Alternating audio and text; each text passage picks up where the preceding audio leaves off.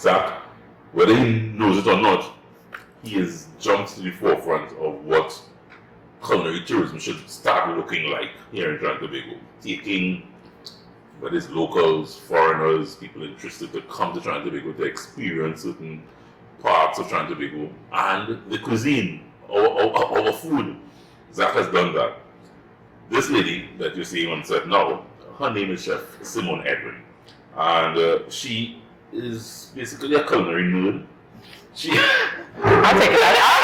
It is, yeah. She's a culinary nerd. When the Trinidad and Tobago Hospitality Tourism Institute existed, she was born down there from way back in 2006, I believe it was.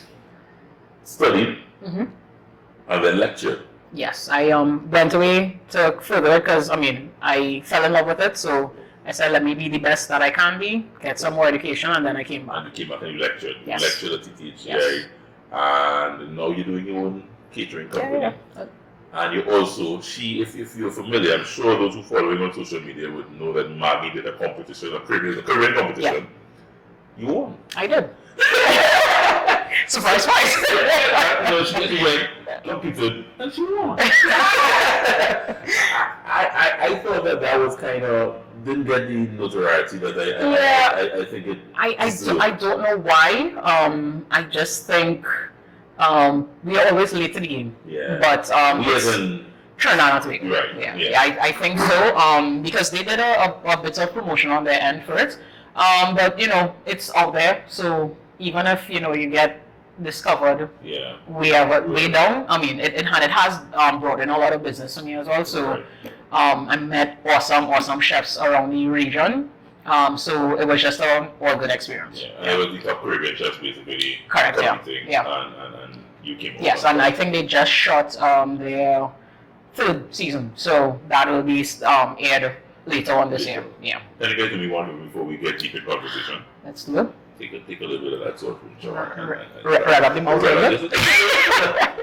gotta put a little food in the mouth, give it a little suck. Tweet around your tongue. Yeah. It's nice though. So this is not the Toco PG version.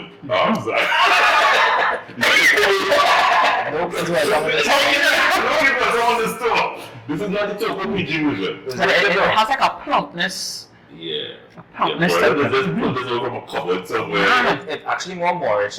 Yeah. So there's alcohol in it, obviously. Yeah, there's Good stuff. Good stuff. So, After that traffic today, it's welcome. So there's a thing. I love the chow, salt prune, pineapple chow mix down there. It was fantastic. Yeah. Someone I want to say off the top that, and I think this is a fair comment to anybody who assessed what has happened here in Trinidad and Tobago tourism. I don't think it has been taken with or the priority that needs to be put on tourism on the whole. That priority has not been there over the last, let's say, decade or two. Yeah.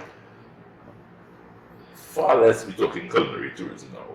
Culinary tourism, I think, was even pushed further back. It wasn't even a thing, I think, in our minds. Yes, we have good food, we have great food, but we weren't taking it that seriously. We are now in a foodie wave, a foodie culture. Yeah. Everybody and their grandmothers are foodie now. They could go to any restaurant, but they ain't so good. They ain't handling enough salt in that. Correct. Everybody feels that they have that authority now. Yeah. We are in that world, that's the world we now live in. And yet still, as a twin island that has so much to offer where its cuisine is concerned, you're a chef that you're involved deeply in food. Yeah. You've seen things change. You've seen things move from different phases of the culinary landscape. How do you feel about the fact that we have so much to offer? Yeah. And yet it seems that we're just so stagnant. It's a bitter sweet feeling. The mere fact that I was just laughing about this a few days ago.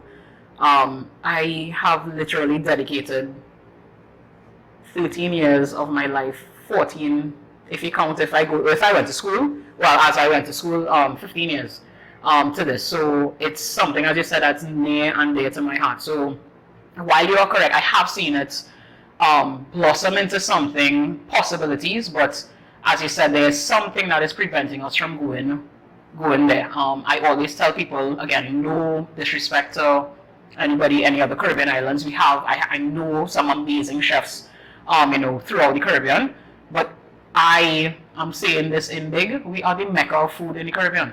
The influences that we have, the culture, our culture and our history is so rooted in food. It's the bittersweet part, the bitter part of the sweet effect is that we don't recognize it, and I don't understand what is keeping us from understanding that the things that people run to us for, that people take our ideas.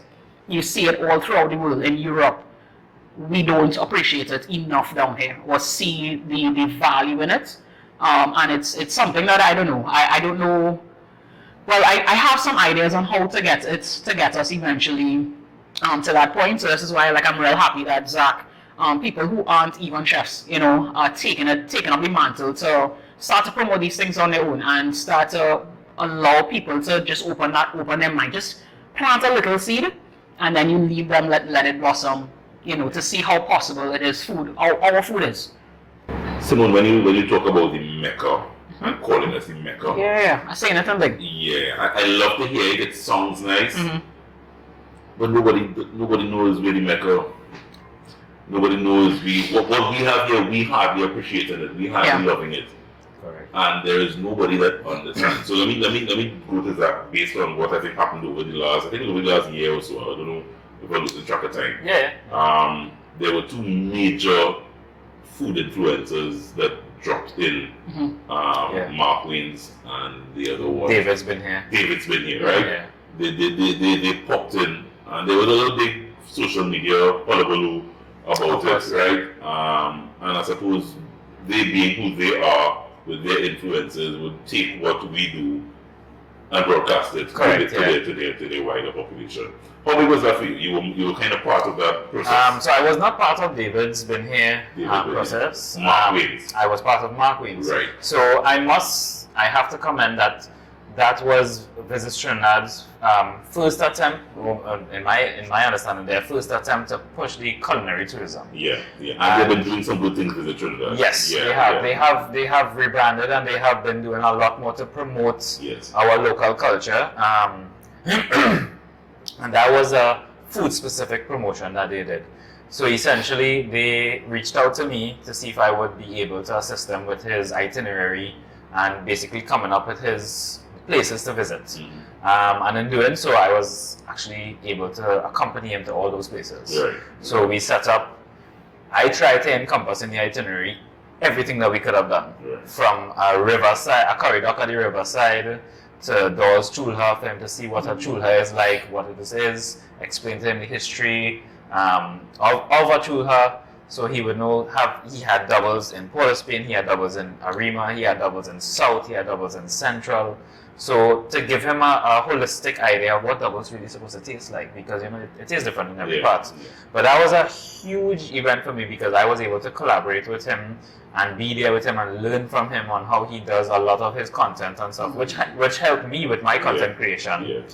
We have two completely different styles, of course, of content creation. He does a live there, and he's all live into it. And we also have different platforms, but at the end of the day, we have a mutual spot, which is food. What did that do?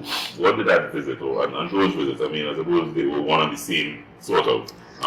What did that do for us as a culinary tourism product in your mind? It really pushed and catapulted our food to the international market, because Mark Waynes has, I think at that point in time, he had close to 10 million followers on YouTube alone, plus a couple other millions on Facebook and Instagram and stuff. But what it has done, and what I realized too, our diaspora has now got a refresher of what Trinidad has to offer. So all the Trinidadians living every single part now are like, wow, I need to come back to Trinidad and try this out. I need to come back and go by doors. I need to come back because I also did the Toko tour with him. Right. So, I need to come back and do this Toko tour. And I actually had a lot of people who reach out to me and was like, hey, I saw you on Mark Ween's video and that's how come I came down to try X, Y, and Z. So it has really took us and catapulted us, sent us way out there. But we need to continue it. It's not just alright, we brought Mark here, and yeah, cool, that's it. Because when that hype dies down, when he pushes out more content and our content now goes onto the back burner, we need something now to push us back out. Yeah. So it can't depend on our Mark Wings and it's good. You need people like that, obviously, to get you started. But the onus is on us to continue, as you say, and not only just having people come here and try the food. How about we send some of our trained chefs abroad? You send them to different fairs, to different food festivals. You have thousands of food festivals taking place year round around the world. Input us strategically in places and carry the food to them. If they can't come to us, let's send it to them, because that's part of tourism, is about traveling as well. Not only, yes, we want people to experience the whole island with the cultures, the sense, the feel, the vibe of the people. Because, we're a little bit different when we entertain people. To ourselves, we kind of... But when people come in, showtime, So while that aspect of it is nice, we have to continue year-round trying to input in certain segments and in certain markets, I think, around the world, to further do the work that these people would have put us, on the map with. Essentially take what Mark did and piggyback off of it. Correct. Use that to push us out there even further, using local people, local ideas, and as Cindy said, push us out there to the food markets and stuff. Get Trinidad and Tobago's name outside of Trinidad and Tobago, so that you create more awareness for our country in general. So sending chefs out is one way. I think it's one of the ways. Yes. And then you're old enough to remember Taste TNT. Yes. Yeah. And I think that almost was possibly 15, 20 years ago. Just about. I think because I think when I was in TTHI as a student, that was a big one of the big events. So you look, and that was a food festival of some sort that we held, showcasing our chefs, showcasing our food. Yeah. And it's been, let's just say, that's a long road from right? Then we not have one. Every other Caribbean island that I am aware of, there's some level of a food festival, a food showcase. And we just not seeming to put it in priority. Now there is some talk bubbling of one that seemingly is on the front burner and about to happen. I'm hoping that it comes to fruition. I'm hoping, there's a lot of talk in the background that we want to bring it back on the table. Yeah. Just the fact that we have not done it for 20 years says so much in terms of our priorities and where we think we want to put ourselves as brand Trinidad and Tobago. And this conversation, I'm just hoping for sometimes on the right ears, so the right people hear it and understand there are passionate people out there. Zaak has taken it upon himself to take locals, and there were a couple foreigners on that tour that I went on. Yeah, I actually have people from the Bahamas. I had people from New Zealand. Well, not on this one, the tour before. People from New Zealand. I had persons from the UK. From America. And then what also has jumped to my mind when we expose our food to the world is, so what Zaak did, a lot of it was street vendors and street food and that type of thing. We have some of the greatest chefs right here. We have some fantastic chefs. We do. And what they played, I remember years and years ago, Hyatt did something where they kind of, I think they brought local chefs and they asked them to push the envelope. In other words, just don't do callaloo, but transform callaloo, and that was a real experience. And I say sometimes one of the things we don't do is do things consistently well. So something pops up, like that was really nice. I would never able to and that was a big experience where you would experience curries or local curry in a different way, but able to appreciate it differently. And sometimes the gamut of our food extends yes to the doubles and the corn Yeah, soup. and that's the thing. Like I mean, The well-plated dishes. not knocking what we have. We do have street food is it's a huge part of our culture. You know, it's probably the biggest part. yeah. But what I think people dumb down Caribbean food to just that, and I'm actually you know, as you mentioned, that I'm actually going to New York next month, right? Where I got invited by Best Dressed Plate. It's a you should go follow them on Instagram. They highlight Caribbean food. So up the islands, down the islands, and there's this the curator of the page and the event. What she does is that she brings Caribbean chefs together. So she's actually throwing an event in New York, and she reached out to me. She said, "Listen, are you willing?" I'm like, "Sign me up for that one time." So you're going to cook Trinidad food. Correct. So I am going to actually do 2 desserts as part of an 8-course meal.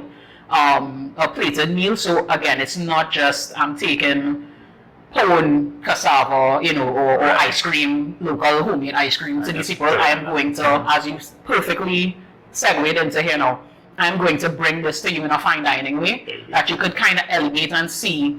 Gotcha. These are the flavors of my home. These are the cuisine. This is the cuisine. This is the culture of my people, my ancestors, but bringing to you in what a space that we see now.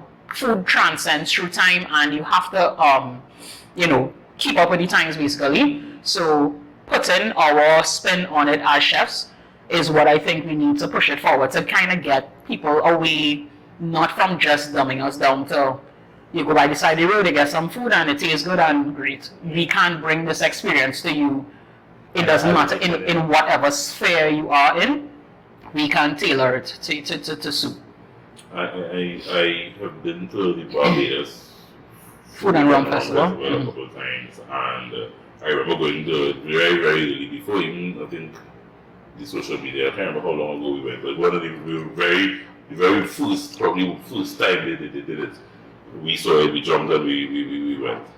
And as much as I enjoyed it, I got angry. Why? I said, so let me explain what, and I think it has developed, the festival has developed. Mm-hmm. They basically brought an international young chef. I met, Chef Anne Burrell. Mm-hmm. I was fanboy, googly-eyed, yeah. And I take the picture. Did you see the one they had in Bahamas a few months ago? Yeah. You have to bring. They had Marcus Samuelson. Yeah, Marcus Samuelson. But what I like about what some of these Caribbean islands are doing is that they would have these top renowned international chefs, food chefs, food network chefs and so on. But they would pair them with the local chefs. Which makes sense. And the local chefs would do the local cuisine that you could sample. Just so you could sample a Marcus Samuelson dish, you could go and sample the Barbados cuckoo and flying fish, you know, that kind of thing, and there was a wide variety. But again, I think... I said, so I got angry with West Movement. I said, why are we not doing this? You know, that kind of thing. I think, again, it's you have to have the right people with the right mindset as well for things like that, because we have to understand food is collaboration. Yeah. There's no event, I think, that anybody can replay in their mind, a celebration or death, unfortunately. Any event in your life, food is part of it. Yeah. And so we connect through food. So having chefs from 2 different walks of life connect together, that's magic happening right there. You know, so sometimes just that thinking down the line that, you know, you pair these people up, just leave the magic, let it happen. Yeah. You know? And again, I teach you, you teach me, and it's bigger than us because we have legacies to maintain, to bring up the, you know, generation of chefs that are behind us. What are we going to, you know, hand over to them? Nothing. So quick question before we wrap, guys. So let me just jump on you said that. I mean, you're, as I said, a young upcoming chef.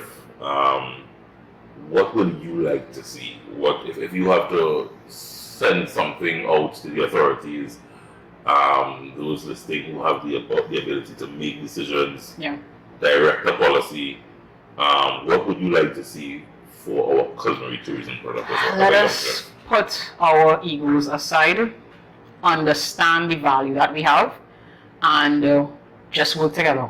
If you get the right people involved, if you get the the persons who have the knowledge but also have that passion in them to want to see it. It's not about money. It's not about, pushing or promoting yourself in a light that, you want fame and fortune. It's the culinary and food is bigger than all of us, So if you, I think, get the right people involved, you contact and team up with the right people, there is nothing in my mind that stops us from actually claiming that Mecca of the Caribbean in terms of food. Then we can say it. Yeah, I can say it proudly. With all looking at No, like maybe I should say it. But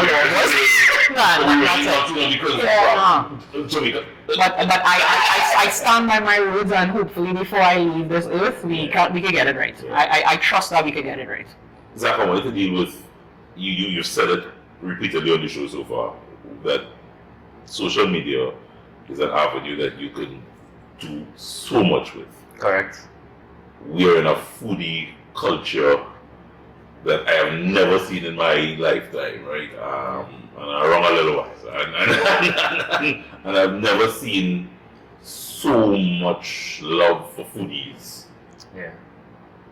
Is what is happening on social media where food is concerned and that foodie culture helping our culinary tourism product? It is helping because, as I say, exposure is exposure.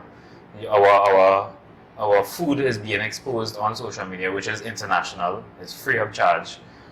You may have some drawbacks with it in terms of who is because anybody could go on social media, and that's the problem that we have, is that somebody could go on social media and misrepresent or go viral for the wrong things for the culture. That is the negative drawbacks you would find from social media.